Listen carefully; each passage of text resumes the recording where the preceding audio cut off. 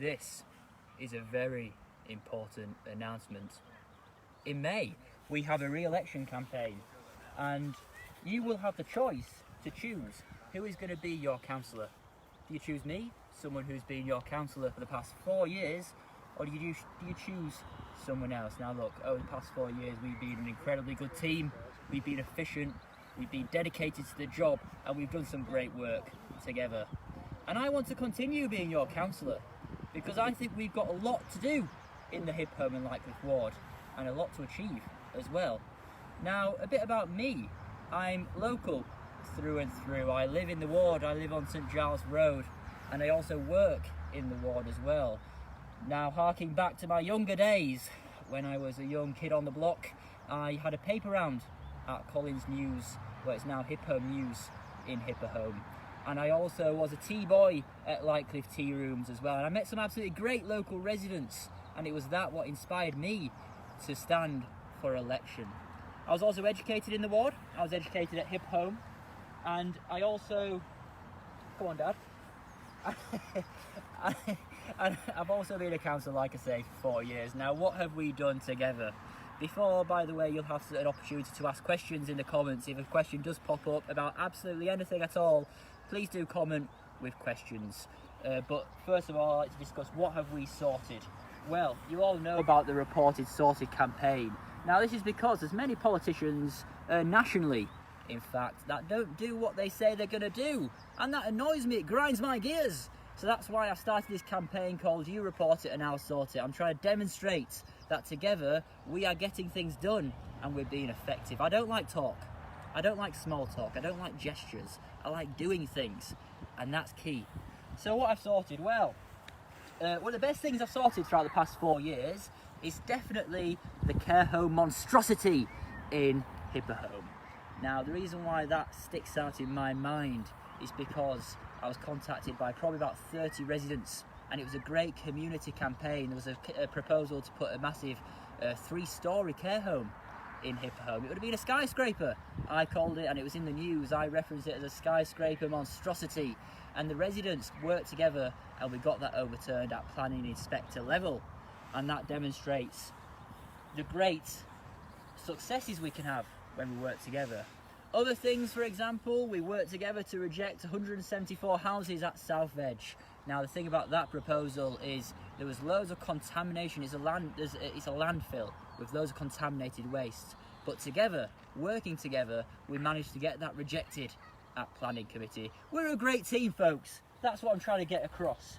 The other thing is, come on Dad, follow me as we walk around this beautiful stray in Lightcliffe. The other point is that we saved a community stone in Bailiff Bridge. This community stone commemorates Firth carpet workers, and it was on the bowling club there, the social club, and we saved it. It was going to be, the social club was going to be demolished, but we saved that by working together.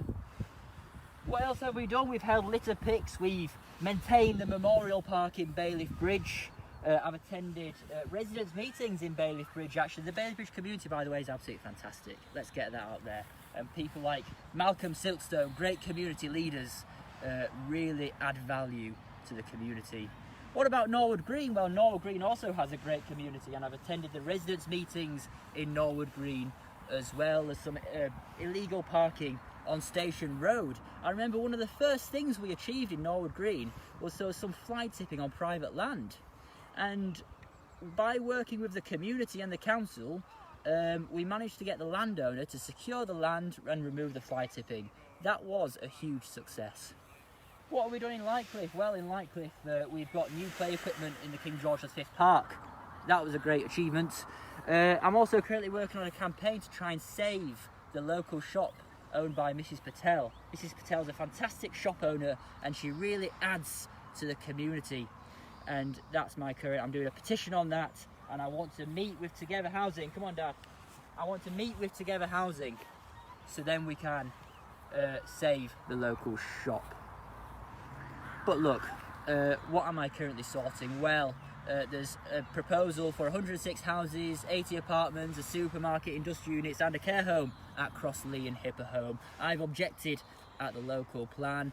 It looks like there's going to be a planning application very soon. I think it's a shambles. I think it's a disgrace. I've objected. I really have. And moving forwards, there will be a planning application submitted, and we're going to have a fight there to save. Well, at the end of the day, Hipperholme Crossroads is congested. We all know it is. There's air pollution at Hipperholme Crossroads. It's one of the most polluted junctions in Hipperholme.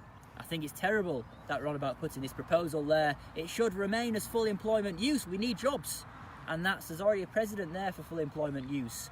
And also I've objected to the access point on St Giles Road as well. What else have we been doing? Come on, Dad. Well, there's the Hipperholme Library. The Hipperholme Library is absolutely great. I had a petition to save Hipperholme Library, which achieved 800 signatures. Unfortunately, the Labour-led council, because the council is, not many people know this, but the council is exactly like government. You have 51 councillors in Calderdale. Each councillor is from a party, or you've got some independents, and the party with the majority end up forming cabinet and they create policy. And at the moment the council is controlled by Labour, and it was the Labour cabinet which agreed to close Hipperholme Library. I thought it was disgusting. I wanted the library remained open. You can see on the Halifax Courier, I called it a systematic destruction of our cultural heritage. That's what I called it. Unfortunately, it did close. We were exploring opportunities for it to be an asset transfer, but unfortunately we couldn't get it going because we released a survey and it was just impossible to get the figures. It just wasn't viable. And at the end of the day, we pay our council tax, by the way, for the council to run these services. So then it's a bit cheeky, isn't it, when the council say, as a community, can you run these services? No, we pay our council tax to the council to run the services. So that's another thing that I've been working on. Business grants. The council have been incredibly slow to get business grants out to businesses, but businesses need those grants. And I've been trying to cut through the council bureaucracy, and I've helped quite a few businesses get access to COVID-19 business grants. The other thing is there's a retaining wall in Bailiff Bridge that we need to sort. It's been, at the moment, it's leaning towards the road. It's had bags of rubble propping up the wall for a number of years now. That's on Wakefield Road in Bailiff Bridge. That needs to be sorted, and that's what I'm doing as well. Antisocial behaviour. What problem with antisocial behaviour across the road? We need to get tough. At the end of the day, I had a meeting with the police the other week, and specifically in Bailiff Bridge, this issue, may I add. And at the moment, we're sorting out the cameras, the CCTV cameras in Bailiff Bridge. We're also fixing the lights, because there's currently a problem with the lights in the Bailiff Bridge Memorial Park. So that's what we're doing. Now then, on to my priorities if you elect me, because please, I would like you to elect me so we can continue our good work. My priorities for the next term. First thing first, we need fair investment. At the moment, the council have a capital programme of what I believe, I think it's about 170 million off the top of my head. And that capital programme goes into projects across Calderdale. Now, in specific capital projects, the Hipperholme and Lightcliffe Ward, guess how much we get? Nothing. Absolutely nothing. And I think it's a shambles. I'd like to sort this out. It's unfair. We pay our council tax too. And we need to benefit in specific capital projects. So I've got a commitment from the Deputy Leader of the Council to sit down and discuss specific capital projects for this ward. If you re-elect me, I will then have the opportunity to sit down with the Deputy Leader of the Council and let's get some projects in the Hipperholme and Lightcliffe ward. We need investment, folks. We need investment. The second thing is we need to get tough on fly tippers. Now look, I'm no apologist. Fly tippers, what they do is disgusting. I do not accept that fly tipping in our community is acceptable in any form whatsoever. I will never make excuses up for them. We need to sort this out. The council need to get tough. I've raised on many occasions that the council need an enforcement strategy. We need a hard-nosed approach, and that is what's required. We need CCTV cameras, so they need the special fly tipping cameras, battery powered cameras. That's what we need. And the council, the other day I heard Huddersfield have a full enforcement team dedicated to this. We need an enforcement team to tackle fly tipping because it's blighting our environment and we need to get a grip. The third thing is stop inappropriate development. Now, this really does grind my gears, and this is what I have been working on over the past 4 years. There's loads of developments, developers trying to develop in Hippome and Lightcliffe Ward because they want to develop here. Now, I'm not anti-housing, we need more housing, but the housing needs to fit the area. Now, when you look at Hippome there, who on earth would think that housing in Hippome is acceptable? Who on earth would think that? Because when you look at Hippome, it's incredibly congested. Even in lockdown, when there's no cars on the road, it's congested. It's not acceptable. And then when we do develop as well, we need investment in our communities because the council can impose Section 106 on developers to get money to improve things like play areas, to improve things like roads, to improve local services, and that's what we need. We need investment from these developments. Okay, the fourth and final thing, and something which I'm really proud that we need to do, we need to improve our play areas. Look at that play area over there, right? This is a good example of a play area because it was the community that fundraised. It was a community that said what they wanted in this play area. And we need more of that. We need play area improvements. In this specific one, on the Stray, we need better rubber matting. Because the amount of emails I've received where people are getting muddy in winter just for playing in there. We need better rubber matting. By the way, I've tried to get the mud scraped away because there is rubber matting underneath, but for some reason the council refused to do it. They say it will create a bowl underneath the equipment. I don't understand that nonsense, but there we go. So we need better play areas, rubber matting here, and also now it'll be good to get this play area fenced in. Now, unfortunately, when the Friends group were fundraising, it was actually going to cost an extraordinary amount of money to fence in that play area, but we could also explore that. We need other play area improvements. Bailiff Bridge, we need more play area improvements. The play area in Bailiff Bridge is not fit for purpose. It needs to improve. We have recently, by the way, following lobbying, we managed to get the play equipment in Bailiff Bridge and Norwood Green repainted, and also new rubber matting in Bailiff Bridge and Norwood Green. But we can't stop there. We can't accept these small-scale improvements. We need better play equipment, and how am I going to do that? So in Bailiff Bridge, in Lightcliffe, in this park, in King George Park as well, and also on the park on Bentley Avenue, in Norwood Green and Hove Edge. How are we going to do that? Well, we need to reform here, and also in the other areas, form Friends of the Park groups. And therefore what we can do, we can work together, we can liaise with the council, and then we can get grant money to improve our parks. That really is essential. Okay, so in a nutshell, why should you re-elect me?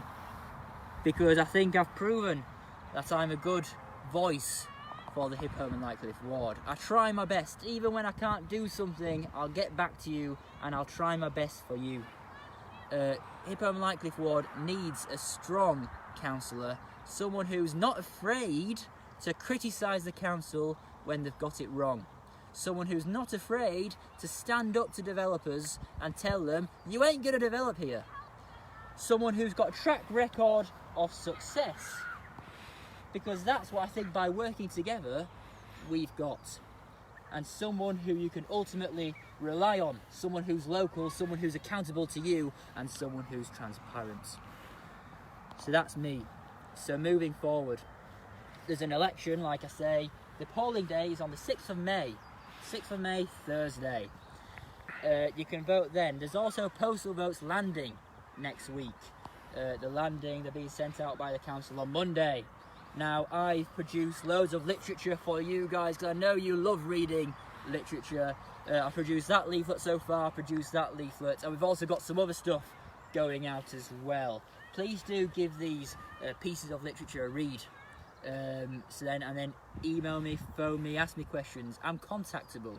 I really am. Ask me questions, comment on Facebook, phone me up, email me. Whatever way you want to communicate with me, you can do that. I'm only happy to speak with you. Okay then. Now then, I'm going to check the Facebook comments. just in case anyone has commented. Let me take a look here. I'm having to use someone else's phone because my phone's being used for the camera.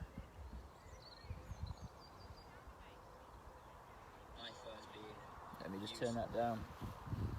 Ah, Mandy! Mandy! Any news on the wall on Wakefield Road? Okay, come with me now, let's walk about this one. Now, Wakefield Road, so the wall. First of all, it was good meeting you the other month, by the way. I sent 2 emails chasing the council about this. It was the first email that I sent, which you were copied into. And you were also copied into the second email that I sent about the wall on Wakefield Road. Just for everyone's information, that's the wall which is, when you go into the Bailiff Bridge traffic lights, it's the wall that's leading into the road. And at the moment, it's being propped up by these bags of rubble and it needs to be sorted. Now, I'm of the opinion that if this wall was like that for years in another ward, it would probably be fixed by now. But we get a raw deal in this ward, and that's what I'm trying to say about the fair investment point. We need fair investment. So Mandy, the second email which I sent, I think it was last week, about this wall, I've chased up the head of highways. I haven't received a response. Now, admittedly, that's not unusual, because unfortunately the highways department can be quite difficult to get responses from. But you, Mandy, have my firm commitment that this is something that I'm pursuing. So much so, Mandy, that I've actually put it on my leaflet. There we go. Renovation of retaining wall on Wakefield Road. I've put that on my leaflet because it is a priority. We need to get that fixed. And that's what we're going to do for you, Mandy. Hopefully that answers your question. Jessica, hello Jessica. How are we going on, or how are we going to stop the building works on Crossley? Well, Jessica, that's a good question. This battle is going to be quite difficult at Crossley, and I can't deny that. It's going to be difficult, Jessica, because there's already a precedent for development there. And the developer could have essentially put loads of houses on there. They've only gone for 106 houses. Because I think they wanted to build a community there. And it's a brownfield site, and that makes it incredibly difficult at the moment to oppose. Like I say, I'm opposing it. And I'm also opposing it on specific points, such as the access point on St Giles Road.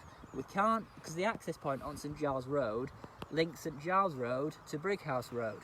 And it means that St Giles Road is already a rat run. It just means that cars are going to cut through from the main road to St Giles Road. And it's going to make that development with the 106 houses even more dangerous. So how are we going to stop it? Well, what I've done is I've formed a planning action group. Now this was, I formed it a couple of months ago. We've got a fantastic chair called George Pitt. Honestly, he is so knowledgeable, and he worked with me on the care home application, and he also worked with me on the South Edge Quarries application, and both of those got refused. So I'm just trying to demonstrate the experience that we've got on this planning action group. We've got over 100 members of this planning action group, and what the planning action group is, they've wrote a community objection to the planning inspector, and we're basically arguing that it needs to remain as full employment land.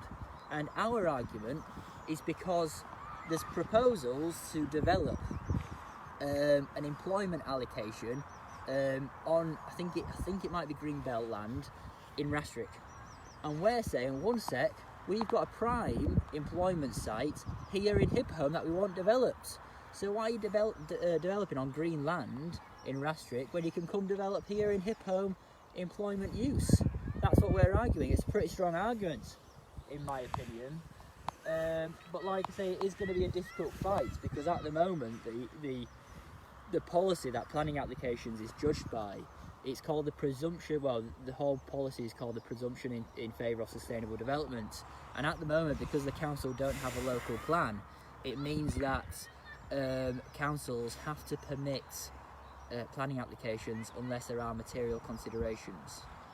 So that's the struggle. But we are fighting it, Jessica, we are fighting it. The other point I would make, Jessica, on this is it's not just 106 houses in Hipperholm, because you've also got the 90 houses as well, which are just above that main Crossley site. 90 houses there. One of those sites has got planning approval, another one of those sites hasn't, and that's currently in the planning application process. So you've got 106, okay, and then you've got the 90, and then you've got supermarket, proposed industrial units, proposed care home, and then you've also got the 174 houses at South Edge Quarry, and the 174 houses that the developer, they could appeal it to the planning inspector, they might not do. So that's that. But Jessica, if you want to get involved, then please send me an email and let's get you on the committee. It would be great to have you, Jessica, fighting the good fight in Hipperholm. Mike, how can we help you prevent these developments? Why are there so many in this area and not in the other end of the valley? Well, it's a good point. Why are there so many, Mike? It's a really good point. Essentially, developers, they want to develop in Hipperholm, because they do. Because it's a great area and because you've got great councillors, may I add. But they want to develop here, and we all know that. And what can we do? Again, it goes back to Mike. Join the planning action group that formed a couple of months ago. We've got a really active committee. You can either become a member just to help supporters. You could become a committee member where you can actually help with the drafting of documents, with the research, and actually getting involved at a strategic level as well. It's things like picking up on things which are going to stop the development. That's what the planning action group gets involved with. So hopefully that answers. Look, Mike and Jessica, if you're interested in the planning action group, please do send me a message, send me an email, and I'm more than happy to do that, to invite you along. Okay, Stephen. Hello, Stephen. Hi, George. Lots of talk about investment in parts of Calderdale and different budgets. How can we get our fair share when it doesn't always feel that we do? And how will you keep speaking up for us? That's a good question, Stephen. Right, there's lots of talk of investment in parts of Calderdale and different budgets. Okay, the point about the budget, first of all. Every year, Calderdale Council set a budget, and this is for the whole of Calderdale. I voted against the last budget because I didn't believe in the tip closures. That's the first point.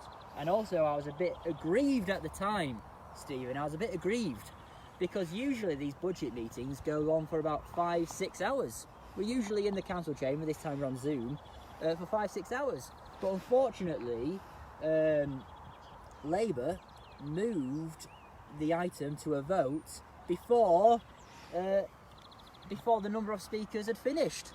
And that meant that I couldn't speak. So I was a bit aggrieved about that because I was absolutely going to lay into this proposal to close tips, may I add. But how are we actually going to get investment? Like I say, Stephen, I've raised this at full council, and I asked the Deputy Leader of the Council, I said, Deputy Leader of the Council, we don't get any money in the Hipperholm and Lightcliffe ward in specific projects, but you're ploughing £117 million into other parts, essentially. So why can't we get fair investment? So the Deputy Leader of the Council said, well, I'll happily meet with you, George, so we can, paraphrasing, but I'll happily meet with you, George, so we can have a discussion about projects within your ward. And I'm taking her up on that. I've done a survey, as you know, and the survey asks for your views about investment on what we can invest in. The survey is on, let me just get it up, www.sortedbygeorge.co.uk/fair investment. You fill that in, you'll tell me what investment you want, and then I'll be feeding that in to the Deputy Leader of the Council if I get elected again. That's what I'll do. The other part, Stephen, is this point about developers. So for example, in Lightcliffe, they're on about developing and putting houses there in Lightcliffe, just where Bentley Avenue is. they should be funding, in my opinion, they should be funding projects within the ward. They should be funding play area improvements. And that was actually stipulated in one of the documents I had. One of the reports said that there would need to be a play area improvement. So that's the other aspect as well. How will I keep speaking up for you? Well, Stephen, you know me. I do like speaking up for the Hippo and Lightcliffe ward, and also I say things as it is. Okay, I'm not a politician who, well, actually, I don't like view myself as a politician, to be honest. But I'm not one of these politicians who says things in opaque language. You know, I like saying things in black and white. And I've said openly at full council level that we don't get fair investment, and I'll continue to do that. And it's like I do with developers as well. I say I don't agree with developments, and that's final. So that's my take on that. Hopefully that answers your question. How about all the hedges in the community that are overgrowing onto the road that should be cut back by the owner of the property? If there's a specific one, Mike, a specific bush or tree which is obstructing the road, then please do email me with that and I can take it up with the council. If it's owned by a private property, what the council can do is they can serve the landowner, the property owner, with a notice to get them to cut back their tree which is obstructing the pavement or road. Now, I fully support you on this one, Mike, because I have had situations where bushes have been overgrowing to the extent where wheelchair users cannot get past on the pavement, and I think it's absolutely terrible. So if there is a specific bush or tree, then email me. Please take a photo of it first of all, and then email that photo to me with a location, and I can then take that up to the council, and the council can serve a notice on them. I've also taken this attitude with fly tipping, by the way, because in my opinion we've had a lot of instances, especially on Sutcliffe Wood Lane, where fly tipping has been on private land and the landowners haven't cleaned it up. So what, in my opinion, what the council can do, and this is what we did in Norwood Green that time, the council served them with a notice to clean up their land, and then it was cleaned up in Norwood Green. It can be quite difficult to do that, but that's my preferred route. Get in touch, Mike, and I'm more than happy to do that. Richard, yeah, Richard, you're correct about Crossley. There will be something built on Crossley. You know, we can't. There's been some comments. Look, we'd all love it to be a green field, but the thing is, it's owned by a private developer, and it's their right to develop that land. The thing is, we need to make sure that it's in line with what we want as a community. My preferred option, like I said, we need jobs. It's for full employment use. There's a precedent there for full employment use. That's my opinion, and that's what we're fighting for. And by the way, Richard, remove that access point from St Giles Road. I keep on banging on about that. Why couldn't Halifax Pool stay open while a new one was built, Tracy? Now, Tracy, I'm not going to lie, Halifax Pool is not in the Hippo and Lightcliffe ward. But Tracy, I respect you so much so that I'm going to answer your question. Apparently, the Halifax Pool was in a really bad state. Really bad state, and therefore it closed. What was it, a couple of months ago now? It was closed. Now, the thing that frustrates me about this, Tracy, is that there's some diving boards in Halifax Pool, and apparently I'm not a diver myself, this physique does not swim, never mind dive, but apparently these boards are really unique, and it's the only place that you can actually get access to these, or within the locality, these boards with a certain depth. And I'm chair of the place scrutiny board, and we had a discussion about this, and we actually voted that if it is demolished and in the new centre, that there would be a like-for-like replacement with these diving boards. I totally agree though.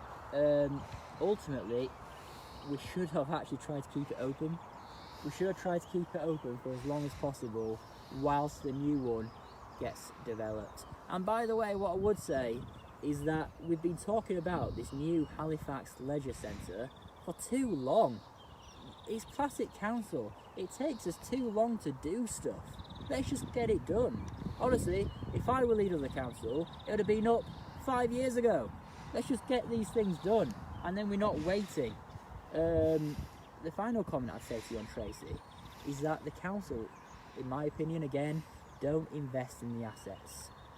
We saw that with Bailiff Bridge, and that means that because we're not investing in the assets to maintain the assets, it means that down the line, when it does come to closure, you have a worse building because of it.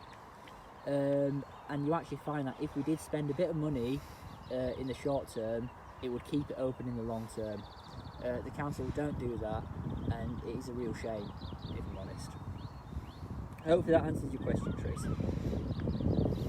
Jessica, I think this is a response. Housing would be acceptable, but a German supermarket wouldn't fit the community. I don't agree with housing on that site, Jessica, because the impact is unknown. That's the whole point. And also, what I would say, Jessica, what about school places? You know, what about GP places? Our schools are already hugely oversubscribed. What about school places, you know?